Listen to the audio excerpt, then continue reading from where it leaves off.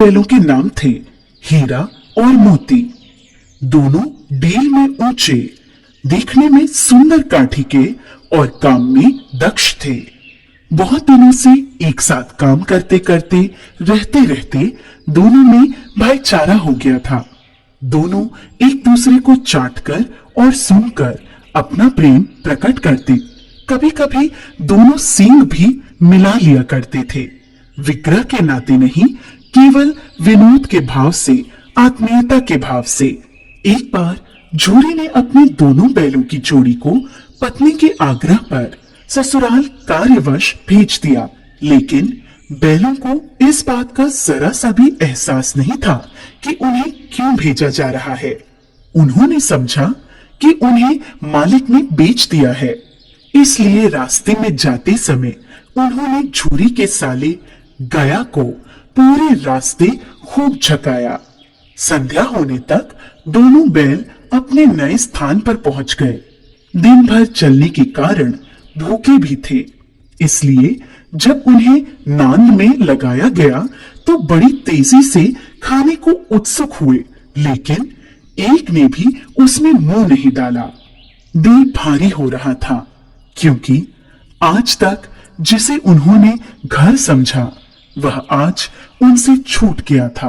यहाँ उनके लिए सब कुछ नया था। दोनों ने बिना कुछ खाए पिए ही एक दूसरे को कनखियों से देखा और अपनी मूक भाषा में सलाह की। जब रात में गांव में सब लोग सो गए तो दोनों ने जोर मारकर पगहे तोड़ डाले और घर की तरफ सटपट चल पड़े। प्रातःकाल जब झूरी सोकर उठा तो अपने दोनों बैलों हीरा और मोती को दरवाजे पर देखकर स्नेह से गदगद हो उठा।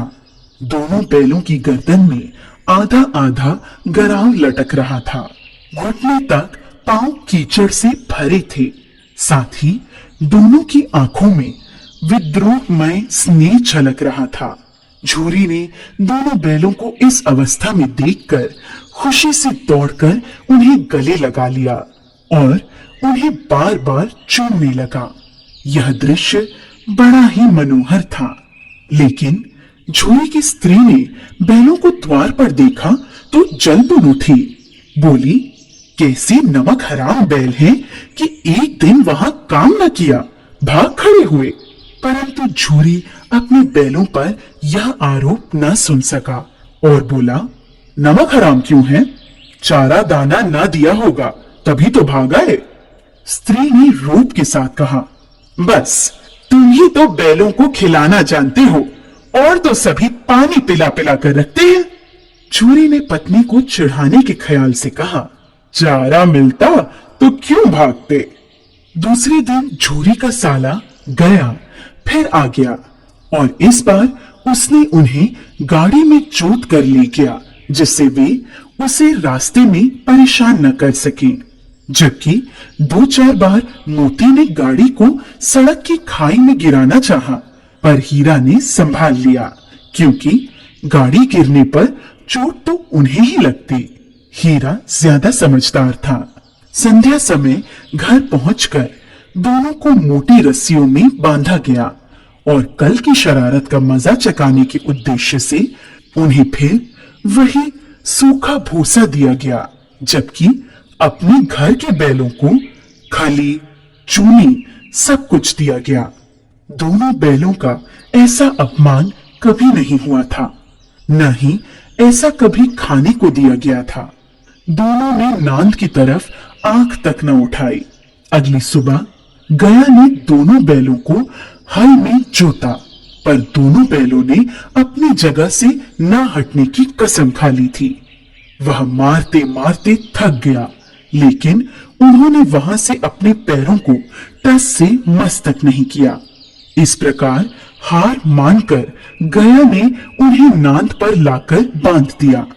दोनों के सामने आज भी रूखा सूखा भूसा ही डाला गया। दोनों चुपचाप खड़े रहे। घर के लोग अभी भोजन कर ही रहे थे कि एक छोटी सी लड़की घर से 2 रोटियां लेकर निकली और दोनों के मुंह में देकर चली गई। उस रोटी से उनकी भूख तो शांत होने वाली नहीं थी, लेकिन मानो दोनों के हृदय को एक अलग प्रकार की शांति मिली। धीरे धीरे 2-4 दिनों में उस छोटी सी लड़की जो भौरी की थी, जिसकी मां मर चुकी थी, सौतेली मां उसे हमेशा मारती रहती थी, से दोनों की आत्मीयता बढ़ गई। दोनों दिन भर जोते जाते, डंडे खाते और शाम को थान पर बांध दिए जाते और रूखा सूखा भूसा डाल दिया जाता। बस रात को वही बालिका लड़की उन्हें रोटियां खिला जाती।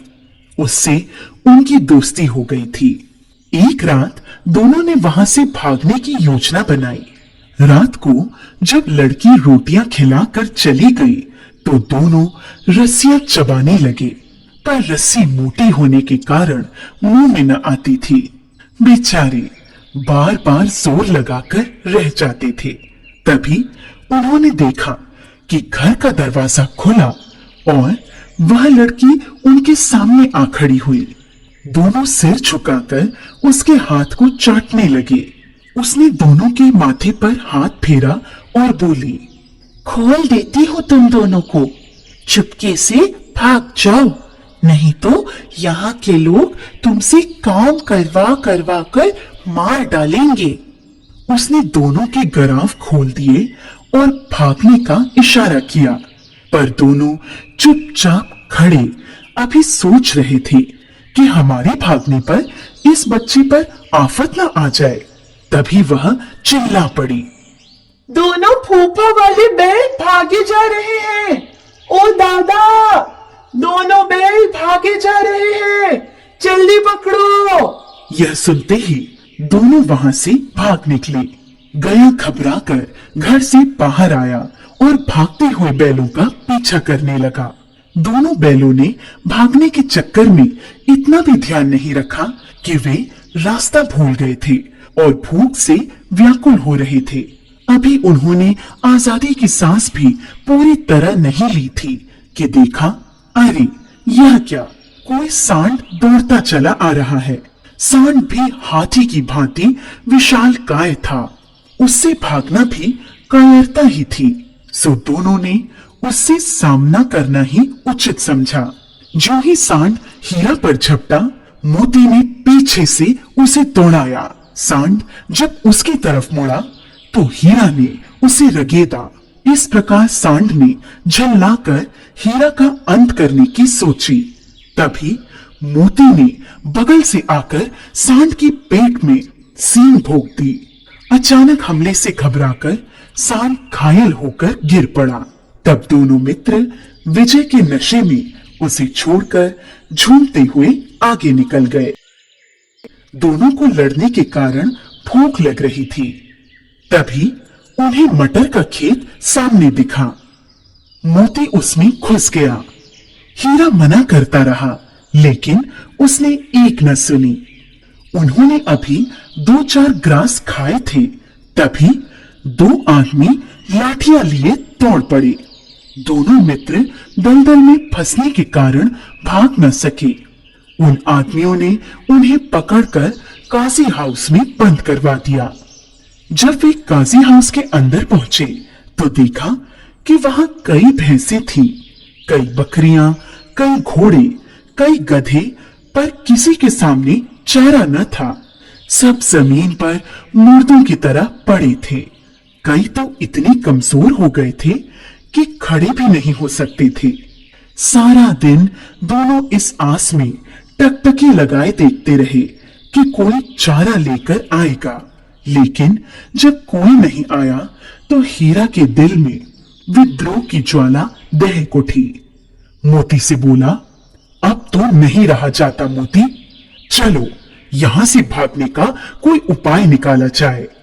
बाड़े की दीवार कच्ची थी। हीरा मजबूत तो था ही, रात का वक्त था। उसने अपने नुकीले सींग दीवार में गड़ा दिए और जोर का धक्का मारा तो मिट्टी का एक चिप्पड़ निकल आया। फिर तो उसका साहस बढ़ा और उसने दौड़ दौड़कर दीवार पर चोटें की। उसका साहस देखकर मोती ने भी उसी जगह सींग मारना प्रारंभ किया। काफी मेहनत के बाद आधी दीवार गिर गई। दीवार का गिरना था कि अधमरे से पड़े हुए सभी जानवरों में भी जान आ गई। सबसे पहले 3 घोड़ियां सरपट भागी, फिर बकरियां निकली, उसके बाद भैंसें भी खिसक गईं, पर गधे अभी ज्यों के त्यों खड़े थे। मोती ने उन्हें भी सींगों से मार मार कर बाड़े से बाहर निकाल दिया और अपने मित्र हीरा के पास बैठ गया, क्योंकि हीरा मोटी रस्सी से बंधा होने के कारण भाग नहीं सकता था, इसलिए मोती भी नहीं भागा। अगले दिन बाड़े की हालत देखकर वहां के चौकीदारों ने गुस्से में आकर हीरा और मोती की जमकर पिटाई की। अब उन्हें खाने को भी कुछ नहीं दिया जाने लगा। कुछ दिन इसी तरह बिताने पर एक दिन नीलामी हुई और उसमें एक व्यापारी ने दोनों बैलों को खरीद लिया। दोनों मित्र उस व्यापारी के साथ चल दिए। चलते चलते सहसा दोनों को ऐसा मालूम हुआ कि यह परिचित राह है। हाँ, इसी रास्ते से गया उन्हें ले गया था। वही खेत, वही बाग और वही गांव मिलने लगे। प्रति क्षण उनकी चाल तेज होने लगी। सारी थकान, सारी दुर्बलता गायब हो गई। उन्हें लगा कि यहाँ से अब उनका घर भी पास ही है। सो उन्होंने थोड़ी और फुर्ती दिखाते हुए घर के रास्ते की तरफ भागना शुरू किया और जब तक अपने घर के थान पर नहीं पहुंच गए, रुके नहीं। व्यापारी भी उनके पीछे पीछे भागता आ रहा था। झूरी द्वार पर बैठा धूप खा रहा था और अपने बैलों के बारे में ही सोच रहा था। एकाएक उसकी नजर अपने बैलों पर पड़ी। वह खुशी से दौड़कर उनके पास पहुंचा और उन्हें बारी बारी से गले लगाने लगा। दोनों बैलों की आंखों में आनंद के आंसू बहने लगे। एक छुरी का हाथ चाट रहा था तो दूसरा उसका पैर। तभी व्यापारी आ पहुंचा। उसने छुरी से कहा, ये मेरे बैल हैं, मैं इन्हें नीलामी कराकर ला रहा हूं। अभी वह बातें कर ही रहा था कि मोती ने उसकी ओर सींग चलाया। व्यापारी पीछे हटा तो मोती ने उसे दौड़ा लिया और तब तक दौड़ाता रहा जब तक व्यापारी गांव से बाहर नहीं निकल गया। फिर मोती विजयी सूर की भांति वापस स्थान पर अपने मित्र हीरा के पास आ गया। थोड़ी देर में नांदों में खली, भूसा, चोकर और दाना भर दिया गया। दोनों मित्र बड़े चाव से उसे खाने लगे। झोरी खड़ा दोनों को सहला रहा था और उनकी शारीरिक कमजोरी को देखकर मन ही मन व्यथित भी हो रहा था। तभी छुरी की पत्नी ने भी आकर दोनों के माथे चूम लिए। प्रेमचंद।